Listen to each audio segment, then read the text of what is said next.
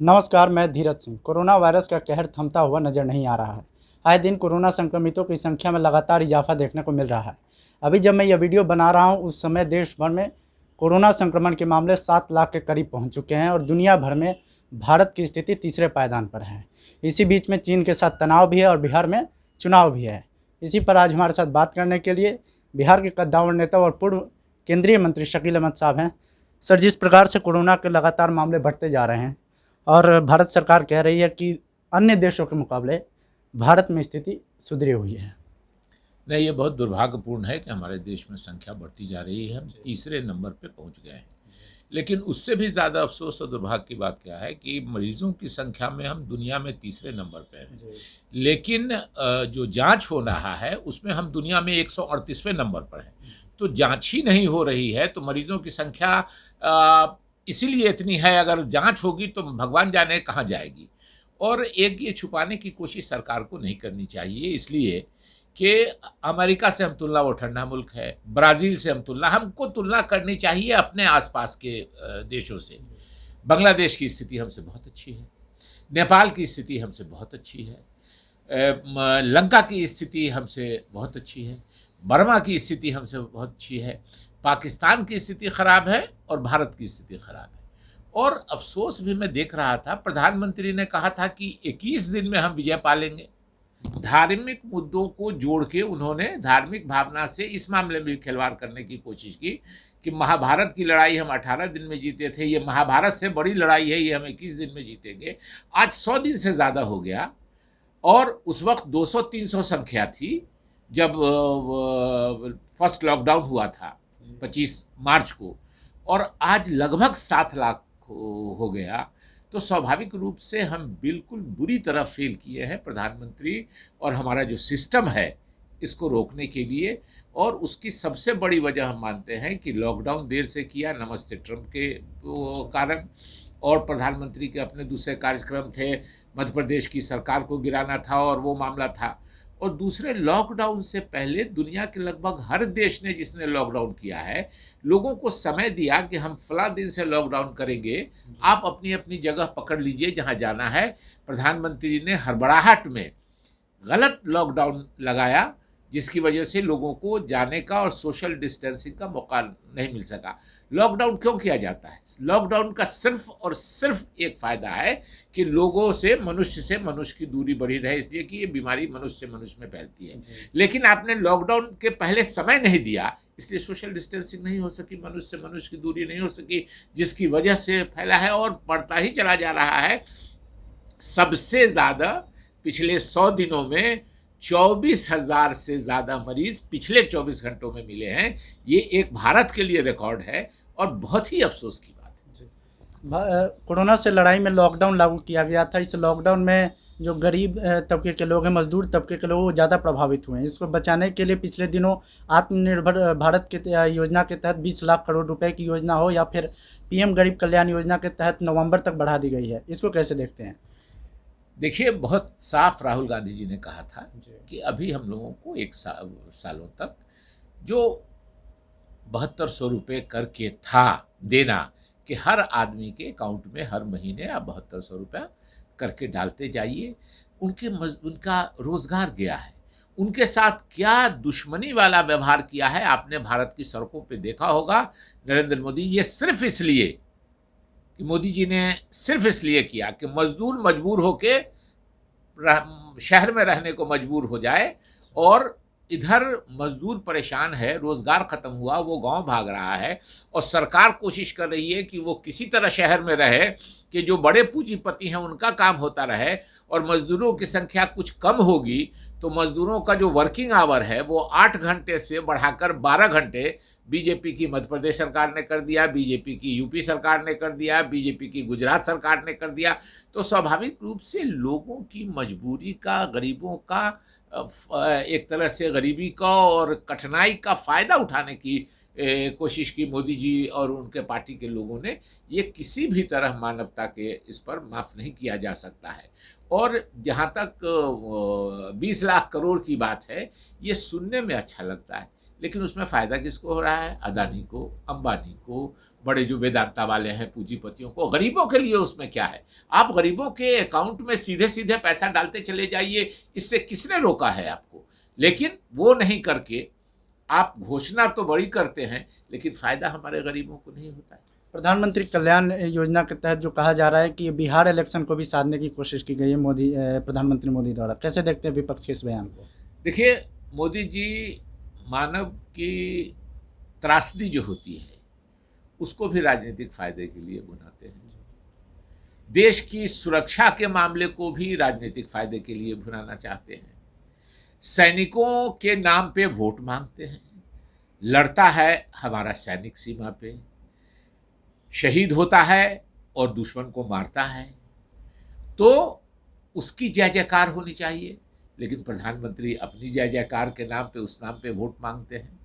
आपने पुलवामा में भी देखा होगा और चीन के मामले में भी आप देख रहे होंगे कि प्रधानमंत्री का क्या ये है। प्रधानमंत्री के हमारे बयान को चीन दुनिया भर में घुमा रहा है कि हम तो घुसे ही नहीं भारत में, भारत के प्रधानमंत्री कह रहे हैं कि हम नहीं घुसे। तो इसका मतलब है कि हिंदुस्तानी सैनिक हमारे देश में घुस रहे थे, जिसमें उनकी मृत्यु हुई है। शायद पहली बार हुआ है दुनिया के इतिहास में कि एक दुश्मन देश हमारे प्रधानमंत्री का बयान को गवाही के तौर पर इस्तेमाल कर रहा है कि हम तो भारत में हमने घुसपैठ नहीं किया, वहाँ का प्रधानमंत्री पब्लिकली बोल रहा है।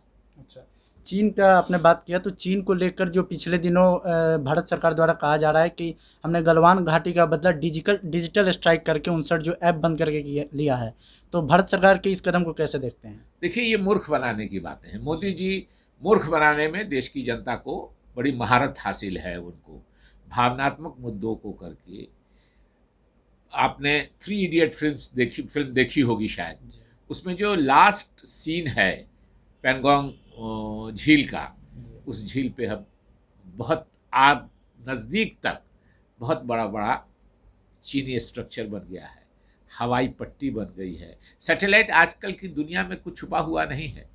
पाकिस्तान में हमारा जहाज़ गिरा, अभिनंदन गिरे, उसका वीडियो है ज़मीन पर गिरा हुआ। तो आज की दुनिया में कहीं कोई बात ऐसी नहीं है कि जो होगी और आपको पता नहीं चलेगी। सैटेलाइट पिक्चर हैं, आ गए हैं। गालवान घाटी में एक तरह से काफ़ी आगे तक चीन आ गया है, उसने अपना ये बना लिया है। तो और प्रधानमंत्री देश का कहता है कि कोई नहीं आया है, कोई नहीं आया था। तो आप सोचिए ना कि प्रधानमंत्री के बयान से हमारा दुश्मन देश फ़ायदा उठा रहा है। अच्छा, पीएम मोदी पिछले दिनों अचानक से लेह पहुंच गए थे और कहा जा रहा था कि ये चीन के खिलाफ रणनीति एक हो सकता है कि आगे किस प्रकार से चीन के विरुद्ध लड़ाई लड़ी जानी है। देखिए, पहुंच गए वो ठीक है, वो गालवान घाटी से 200 कुछ किलोमीटर दूर ही हो गए। नीमू को कभी फॉरवर्ड पास बेस नहीं माना गया, लेकिन वो टूरिस्ट स्पॉट है। लेकिन चलिए, हमारे प्रधानमंत्री ने सेनाओं को चीन को सिग्नल देने के लिए, लेकिन परेशानी कब होती है, मैंने ट्वीट भी किया है कि पंडित नेहरू, उस समय के डिफेंस मिनिस्टर YB चौहान साहब और इंदिरा जी हॉस्पिटल में फॉरवर्ड बेस तक जाके हमारे अस्पताल में जो हमारे मरीज़ हैं उनसे मिल रहे हैं और मोदी जी के भक्त लोगों को बता रहे हैं कि ये पहला प्रधानमंत्री हैं देश के, मोदी जी, जिन्होंने ऐसा किया है। लाल बहादुर शास्त्री जी ने वो किया 65 की लड़ाई में, इंदिरा जी ने किया, पंडित जवाहरलाल नेहरू ने किया, राजीव गांधी जी पीस टाइम में ही मगर जा करके एडवांस पोस्ट पे लोगों से मिले, डॉक्टर मनमोहन सिंह ने किया, सियाचिन जाने वाले इतनी ऊंचाई पर और बाईपास सर्जरी कराने के बाद डॉक्टर मनमोहन सिंह पहले प्रधानमंत्री थे जो सियाचिन गए थे। कभी डंका नहीं पीटा। ये काम है, ये जिम्मेदारी है हमारी देश के सेनाओं के साथ खड़ा होना, देश के आम लोगों के साथ खड़ा होना। लेकिन मोदी जी जाते हैं 200 कुछ किलोमीटर दूर ही रह जाते हैं, उनके भक्त जो हैं वो प्रचार करने लगते हैं, अरे कमाल है, ऐसा प्रधानमंत्री तो हुआ नहीं, ऐसा बहादुर प्रधानमंत्री हुआ नहीं जो बॉर्डर से 300 किलोमीटर पीछे ही रुक जाता है, अपनी बहादुरी का डंका पीट रहा है। ये आखिरी सवाल है कि बिहार में इस महामारी के बीच में बिहार में चुनाव भी होने, तो महागठबंधन और एनडीए जो है वहाँ पे किसी भी तरह की अभी स्थिति स्पष्ट होती हुई दिखाई नहीं दे रही कि कौन सी पार्टी किस तरफ रहेगी। आपका क्या स्टैंड है इस पर? नहीं, वहाँ राजनीति में जब तक कुछ फाइनल नहीं हो जाता है कहना मुश्किल है। भ्रामक स्थिति है। कह रहा है कि एनडीए से रामविलास जी नाराज़ हैं, कोई लोग कह रहा है कि मांझी जी क्या करेंगे क्या नहीं करेंगे नहीं मालूम है, कोई मांझी जी नीतीश जी से प्रभावित हैं या इधर से नाराज़ हैं, क्या है, तरह तरह की बातें अफवाह हैं। तो स्वाभाविक रूप से अभी थोड़े दिन और जाने दीजिए, सेटल होने दीजिए, अपनी अपनी पार्टियों को रणनीति फाइनल किसका अलाइनमेंट होगा। पार्टियां इधर उधर मिलती रही हैं बिहार में, भाजपा छोड़ के कांग्रेस का समझौता लालू जी की पार्टी से भी हुआ है, नीतीश जी की पार्टी से भी हुआ है, मांझी जी और दूसरे पार्टियों से भी, रामविलास पासवान जी की पार्टी से भी हुआ है। बीजेपी का भी समझौता कांग्रेस छोड़ के सभी दलों से लगभग हुआ है।